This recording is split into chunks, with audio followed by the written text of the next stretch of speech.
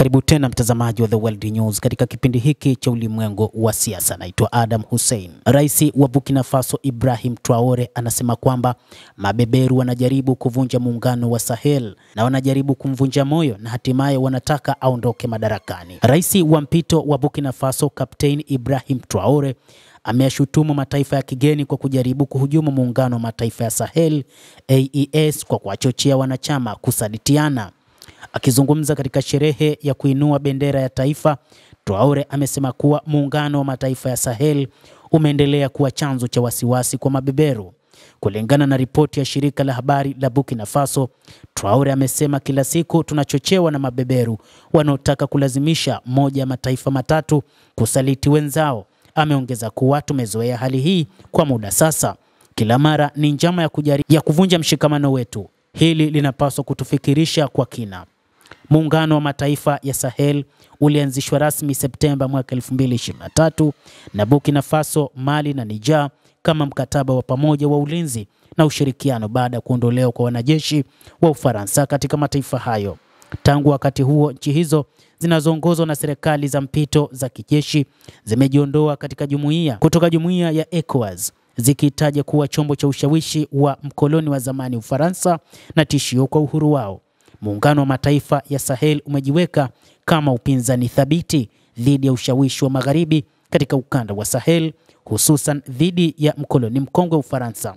Kikundi hicho pia kimesitisha ushirikiano wa kijeshi na washirika wa zamani wa Ulaya na Marekani, na sasa wameelekeza ushirikiano zaidi kwa Warusi na washirika wengine wa nje ya ulimwengu wa magharibi.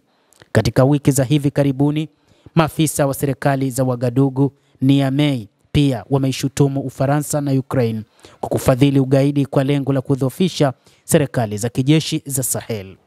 Mwisho wa mwezi uliopita, kiongozi wa mpito wa Niger, Jenerali Abdurrahman Tiani, alishutumu Ufaransa kwa kushirikiana na waasi katika maeneo ya mipaka ya Benin na Nigeria na kusema kuwa ni sehemu ya mpango wa kuvuruga usalama wa Niger na ukanda mzima wa Sahel.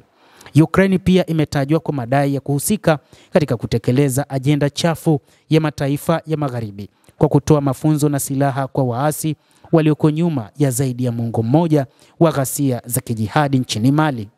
Rais wa Burkina Faso Kapteni Ibrahim Traore ameonya kuwa juhudi za magharibi za kuichafua Sahel zinaendeshwa na tamaa za rasilimali lukuki za asili ambazo bado hazijagunduliwa wala kutumika ipasavyo. Amesema kwamba mpango wa mataifa ya magharibi ni kutaka kuendelea kuinyonya Afrika, lakini wao kama Umoja wa Sahel hawataweza kukubali hilo.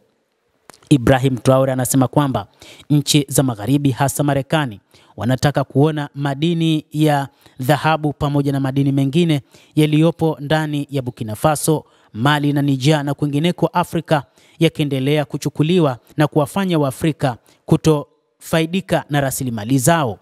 Hata hivyo, amesema kwamba wao wamejipanga na wapo tayari kupambania mataifa yao kwa ajili ya kuhakikisha wananchi wa mataifa hayo wananufaika na rasilimali zilizopo.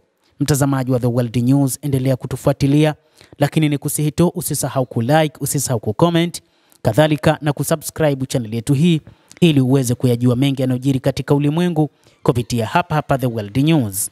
Mimi ni Adam Hussein. Endelea kuwa nasi wakati wote, endelea kutufuatilia.